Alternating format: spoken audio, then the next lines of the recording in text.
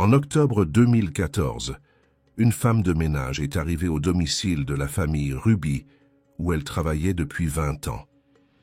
Mais dès qu'elle a franchi le seuil, elle a été confrontée à une scène terrifiante. 3 membres de la famille gisaient morts sur le sol. Lorsque les enquêteurs sont arrivés sur les lieux, ils ont constaté que 3 des 4 membres de la famille Ruby avaient été tués, mais que leur fils Alan Ruby n'était pas parmi eux. Comme dans la plupart des cas où toute une famille est assassinée à l'exception d'un seul membre, Alan est immédiatement devenu le principal suspect, et il n'aura pas fallu longtemps pour que son monde s'effondre. Bienvenue sur la chaîne YouTube Chronique Décharge. Si vous aimez ce type de contenu, abonnez-vous à notre chaîne. Passons à l'affaire. Alan Ruby est né le 8 mai 1995, fils de John et Joy Ruby. Il a grandi à Duncan, dans l'État d'Oklahoma, et avait une sœur cadette nommée Catherine. La famille Ruby était connue et respectée dans sa communauté. John, âgé de 50 ans, était propriétaire d'un journal local prospère et considéré comme un pilier du journalisme en Oklahoma. Il occupait également le poste de vice-président de la fondation de l'Association de la presse de l'Oklahoma. Sa femme Joy, âgée de 48 ans et surnommée Tinker, ainsi que leur fille Catherine, âgée de 17 ans, complétaient ce tableau familial que Alan allait détruire à jamais. Alan a fréquenté une école secondaire privée, puis s'est inscrit à l'Université d'Oklahoma pour étudier les sciences politiques. Catherine, quant à elle, était une élève brillante, aussi bien dans ses études que dans le sport, étant une joueuse vedette de l'équipe de volley-ball de son lycée. Dès son plus jeune âge, Alan montrait déjà des comportements préoccupants. Matérialisme, soif insatiable de statut social, et irresponsabilité financière. Obsédé par les apparences de richesse, il vivait au-dessus de ses moyens, s'adonnant à des voyages coûteux, des virées shopping de luxe et des vêtements de créateurs. Mais un élément crucial ressortait. Toutes ces extravagances étaient financées par des mensonges, des dettes et la richesse familiale qu'il désirait désespérément s'approprier entièrement. Les réseaux sociaux étaient devenus sa scène où il exhibait ses vêtements de luxe, ses voyages somptueux et une vie de richesse bien loin de la réalité. L'un des sujets qu'Alan abordait régulièrement sur les réseaux sociaux était McDonald's.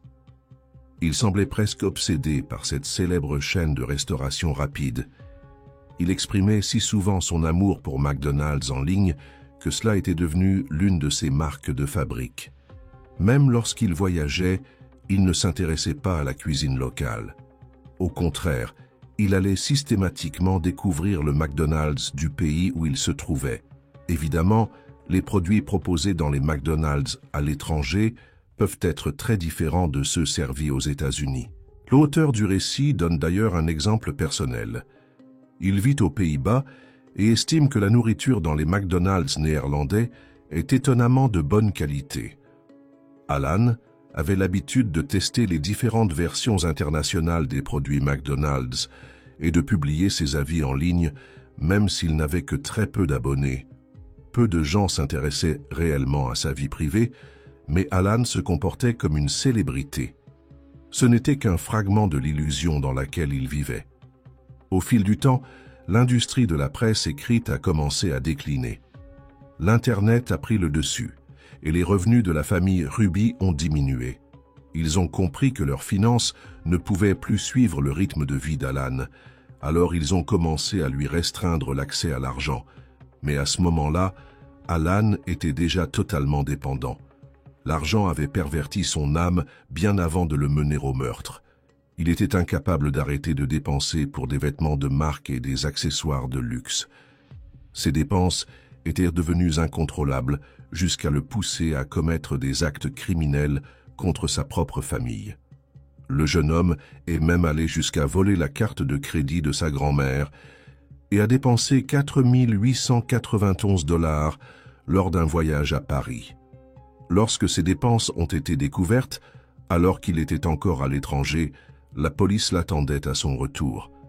Il a plaidé coupable de fraude à la carte bancaire et le tribunal l'a condamné à un programme obligatoire de soutien psychologique pour addiction aux achats, ainsi qu'à une mise à l'épreuve. Tout portait à croire qu'Alan avait eu une seconde chance et pouvait redresser sa vie. Beaucoup pensaient que c'était ce qu'il essayait de faire lorsqu'il a commencé à fréquenter des réunions des acheteurs anonymes. Mais personne ne se doutait à quel point il était déjà enlisé dans les dettes. Pour lui, le fait que ses parents lui coupent les vivres n'était pas seulement un désagrément, c'était un obstacle majeur à son rêve de vie luxueuse. Le vol de la carte bancaire de sa grand-mère n'était que le début. En plus d'avoir dépensé près de 5 000 $, Alan avait également commencé à emprunter de l'argent auprès d'usuriers. Une fois qu'il était soumis à l'épreuve, ses parents lui avaient totalement coupé les fonds et il n'avait plus les moyens de rembourser ses dettes. Contrairement aux créanciers officiels, les usuriers ne poursuivent pas en justice, ils se vengent autrement. Alan avait peur de ce qui pouvait lui arriver et il comprit qu'il devait prendre des mesures drastiques pour obtenir de l'argent.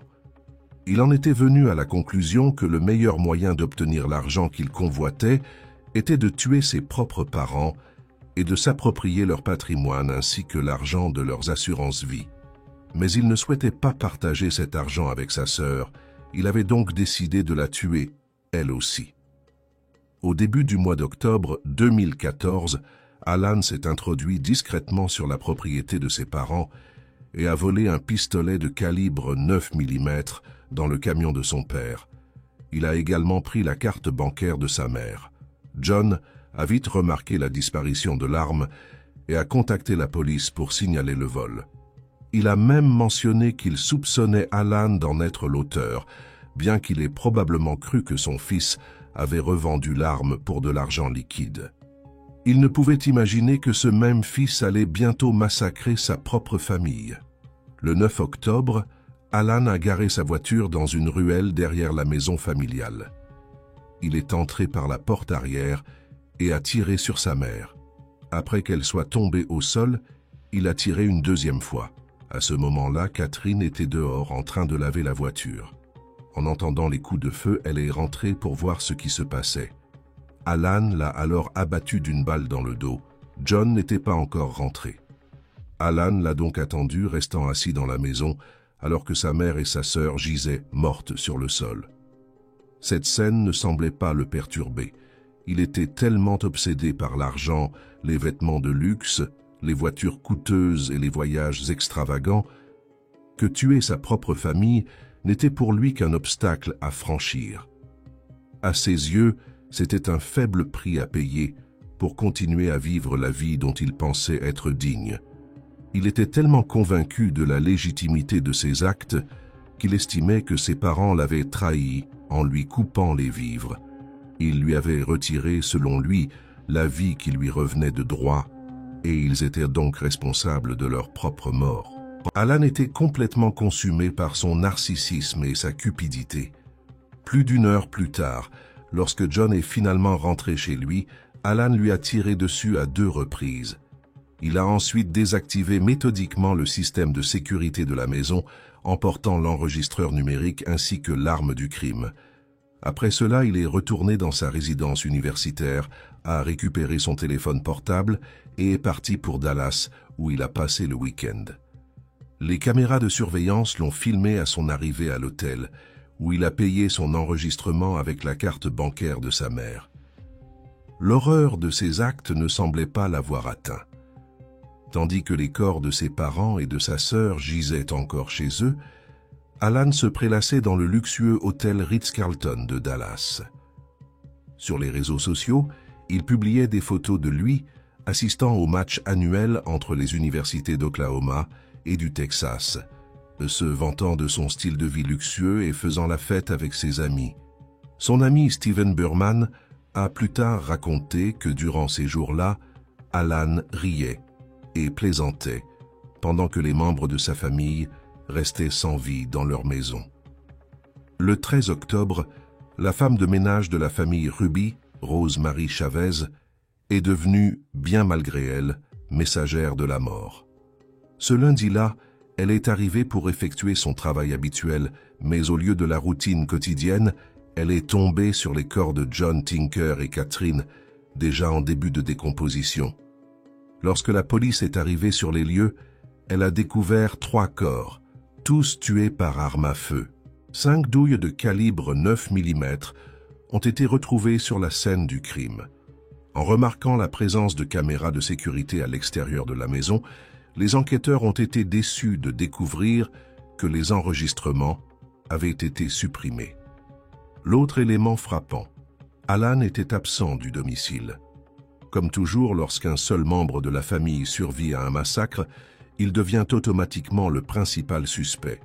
En explorant plus en profondeur la vie des Ruby, les enquêteurs ont mis au jour les tensions financières qui avaient provoqué un conflit entre Alan et ses parents. Ils ont également appris l'existence d'un fonds fiduciaire que les parents avaient constitué pour leurs enfants, contenant plus d'1 million de dollars. Alan aurait pu y accéder à sa majorité, c'est-à-dire à 21 ans. Pendant que les enquêteurs étaient encore dans la maison, Alan est arrivé, mais il a montré un désintérêt total pour ce qui se passait. Il n'a même pas tenté de franchir les bandes de sécurité, ni demander ce qui s'était produit ou pourquoi la police était sur place. Lorsqu'il a été conduit au poste et informé de la mort de sa famille, il a feint de pleurer, mais d'une manière peu crédible. Il a néanmoins affirmé avoir quitté Norman le 8 octobre et être resté soit à l'université, soit à Dallas.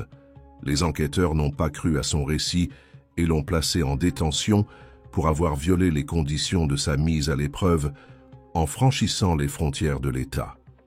Pendant qu'Alan attendait dans sa cellule, les détectives ont analysé son téléphone portable et c'est là qu'ils ont découvert des données révélant qu'il n'était pas là où il prétendait être au moment des meurtres. Les enquêteurs ont réussi à extraire 61 000 kilooctets de données compromettantes à partir des téléphones des victimes ainsi que de celui du tueur. Les publications sur Facebook ont révélé sa véritable nature. Des commentaires venimeux à l'égard des membres de sa famille, annonçant sinistrement ce qui allait se produire. Finalement, sous la pression croissante des preuves, Alan a avoué le 16 octobre les meurtres de son père, de sa mère et de sa sœur. Son aveu était glaçant, presque mécanique. Sans une once de remords, il a décrit en détail la manière dont il avait commis les crimes, admettant que sa principale motivation était de prendre le contrôle total du patrimoine familial, persuadé que cela le libérerait de ses problèmes financiers. Peu après ses aveux, les enquêteurs ont perquisitionné un box de stockage qu'Alan avait loué au nom de sa grand-mère. Ils y ont trouvé le pistolet de calibre 9 mm ayant appartenu à John, ainsi que l'enregistreur numérique du système de sécurité de la maison des Ruby. Avant le procès, le procureur a annoncé son intention de requérir la peine de mort. Lorsqu'un journaliste a demandé à Alan ce qu'il en pensait, il a répondu qu'il accueillait favorablement cette sentence, ajoutant qu'il trouvait ces actes si horribles qu'il ne voulait pas vivre avec le poids du chagrin qu'il avait causé. La justice, toutefois, a pris un autre visage grâce aux survivants. Malgré les preuves accablantes en faveur de la peine capitale, les membres restants de la famille ont choisi la clémence plutôt que la vengeance. Le grand-père du meurtrier, Richard Stein Jr. a rédigé une lettre qui a changé le cours des événements, suppliant le procureur de considérer une peine de réclusion à perpétuité sans possibilité de libération conditionnelle. Il a souligné qu'un long procès ne ferait qu'amplifier la souffrance des proches de la famille Ruby. C'est ainsi que le procureur a proposé un accord à la défense d'Alan. Ce dernier a plaidé coupable de 3 chefs de meurtre au premier degré, évitant un procès devant jury, et a été condamné à 3 peines de prison à perpétuité consécutive, sans possibilité de libération conditionnelle. Il a été contraint de reconnaître publiquement ses crimes devant le tribunal, ce qu'il a fait sans présenter la moindre excuse ni exprimer le moindre remords. La gravité de ses actes, conjuguée à son absence totale d'empathie, n'a laissé aucune place à la clémence, ni aux yeux du tribunal, ni aux yeux du public. Une partie de sa peine comprenait l'interdiction totale de tout contact avec les médias. Le silence est ainsi devenu la sentence d'Alan. Le blackout médiatique imposé par la Cour a enfermé son histoire derrière les murs du système judiciaire. Aucun livre ne relatera ses crimes. Aucun film ne les représentera. Personne ne pourra tirer profit du sang de sa famille. Sa notoriété sombrera lentement dans l'oubli. Il lui a également été interdit d'entrer en contact avec les membres de sa famille. Toutefois, ceux-ci ont la possibilité de le contacter s'ils le souhaitent. De cette manière, le pouvoir a été rendu à ceux qui avaient véritablement souffert. Ils détiennent désormais le contrôle sur toute éventuelle communication avec lui. Cette affaire a bouleversé la petite communauté de Duncan, en Oklahoma, laissant amis et voisins sous le choc d'une perte aussi insensée que tragique, touchant une famille respectée et estimée. Mais le crime a aussi résonné bien au-delà des frontières de cette ville, captant l'attention de tout le pays et rappelant à quel point la cupidité et l'obsession du luxe peuvent mener à des actes indescriptibles. Alan croyait que son image personnelle valait davantage que la vie de ses parents et de sa sœur. Au lieu d'affronter sa dépendance, il a choisi d'éliminer ceux qui l'entouraient et porte désormais le visage d'un monstre.